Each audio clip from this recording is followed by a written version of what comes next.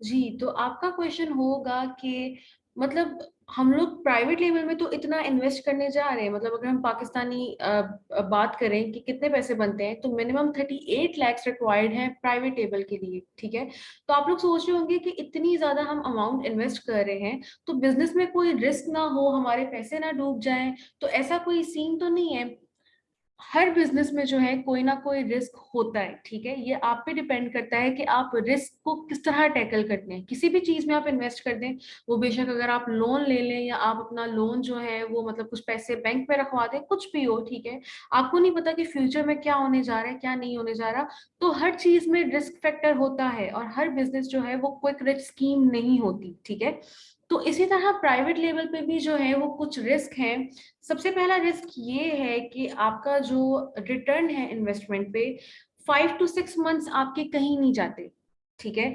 5 to 6 months क्या होता है कि आपका रिटर्न इसलिए नहीं आता कि सबसे पहले तो जो है आपने ऑब्वियसली इतने सेलर्स काम कर रहे हैं लिस्टिंग पे, तो उनमें जो है मतलब प्रोडक्ट पे, ठीक है, इतने ज्यादा सेलर्स जो है वो एक प्रोडक्ट को सेल आउट कर रहे हैं। तो आपने फर्स्ट पेज पे रैंक होना है, उसके लिए आप क्या करेंगे, आप पीपीसी चलाएंगे, आप गिव अवेज करेंगे। गिव अवेज क्या होते हैं कि आप लोगों को जो है वो कहते हैं कि भाई मेरी प्रोडक्ट खरीद लो और मुझे रिव्यू दे दो। तो लोग क्या करते हैं, आपकी प्रोडक्ट खरीदते हैं और उसके अगेंस्ट आपको जो है वो रिव्यूज देते हैं, ठीक है।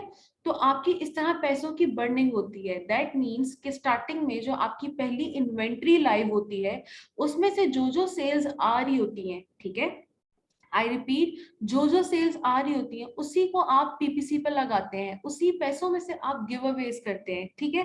तो इस वजह से आपको स्टार्टिंग में कोई प्रॉफिट नहीं होता। जब आपकी सेकेंड इन्वेंट्री आती है, देन आपको जो है प्रॉफिट होना स्टार्ट होता है, और 5 to 6 मंथ्स आपके कहीं नहीं जाते। प्राइवेट लेवल में आपको इन्हीं मंथ्स में जो है वो जाकर प्रॉफिट जनरेट होना स्टार्ट होता है।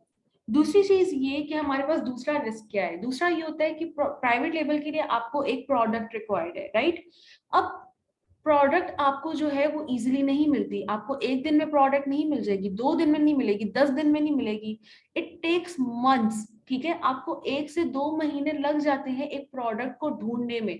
तो ये भी एक मतलब काफी टाइम टेकिंग चीज है, ठीक है। और इसके बाद क्या होता है कि स्टार्टिंग में तो आपको लग रहा है कि प्रोडक्ट बहुत अच्छी है, सेल्स बहुत अच्छी है, लेकिन अगर प्रोडक्ट आपने लाइव कर दिया, आपने इन्वेंट्री खरीद के आपने अमेजोन पे उसको लाइव कर दिया है, और उसके बाद आपकी सेल्स जनरेट नहीं हो रही है, वो प्रोडक्ट फ्लॉप हो गई है, उसकी सेल्स जो है वो नीचे आ गई है, उसके ट्रेंड्स नीचे आ गए हैं, तो क्या होगा कि आपको लॉस हो जाएगा, आपकी इन्वेंट्री में आपको लॉस हो जाएगा। आपने जितनी मेहनत की होगी प्राइवेट लेवल पे, वो सारी लॉस में चली जाएगी, ठीक है। दूसरा रिस्क हमारे पास ये हो गया।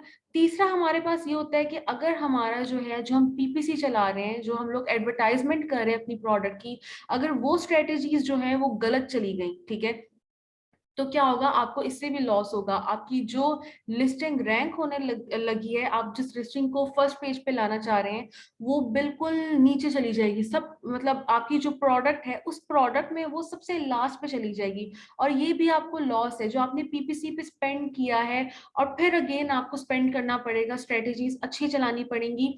तो ये आपके पास होता है थर्ड रिस्क फैक्टर। फोर्थ अगर हम बात करें तो वो आपके पास होता है क्वालिटी इशू। वाइल सोर्सिंग, जब आपकी इन्वेंट्री बन गई है, ठीक है, आपको नहीं पता कि आपकी इन्वेंट्री में डैमेजेस आ गए हैं, या सप्लायर ने स्टार्टिंग में कहा था कि वो तो बहुत अच्छी इन्वेंट्री बनाएगा, या वो स्टार्टिंग में ट्रस्टवर्दी था, बट जब आपने लास्ट पे अपनी इन्वेंट्री की इंस्पेक्शन की, तो उसमें तो किसी प्रोडक्ट में कुछ निकल आया, किसी प्रोडक्ट में कुछ निकल आया, किसी पीस में ये हो गया, किसी पीस में वो हो गया। तो क्वालिटी इश्यूज भी हो सकते हैं। इससे क्या होगा कि आपका टाइम वेस्ट होगा, आपकी इन्वेंट्री के पैसे तो नहीं वेस्ट होंगे, वो आप जो है वो रिफंड करवा लेते हैं अलीबाबा के थ्रू, पर आपका टाइम जो है वो वेस्ट हो गया। टाइम इज मनी, तो टाइम आपका वेस्ट नहीं होना चाहिए प्राइवेट लेवल में, नहीं तो फिर ये काफी लंबा प्रोसीजर हो जाता है। तो ये आपके पास रिस्क फैक्टर्स होते हैं जो कि प्राइवेट लेवल में होते हैं।